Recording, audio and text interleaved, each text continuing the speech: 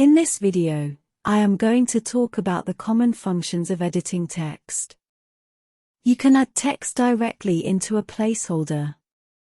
For example, I type animals in the text box.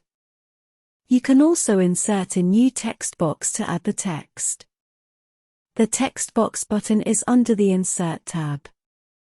Click it and locate it in your PowerPoint, and then you can type the text in the box.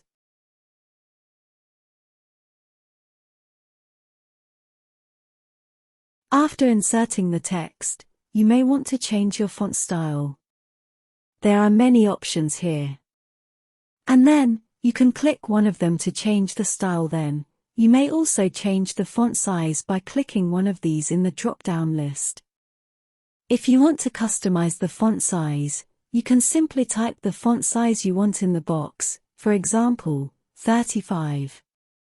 The buttons near the font sizes drop-down list can also be used to increase or decrease the font size.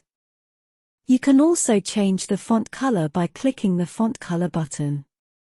If you want to emphasize some text, you may use bold, italic, underline or text shadow to do so. Besides, you can change the font case, for example, uppercase or lowercase. Finally, if you want to clear all formatting, click this button and all formatting will be removed. This is the end of the video. In the next video, I will talk about the paragraph setting. Thanks for watching.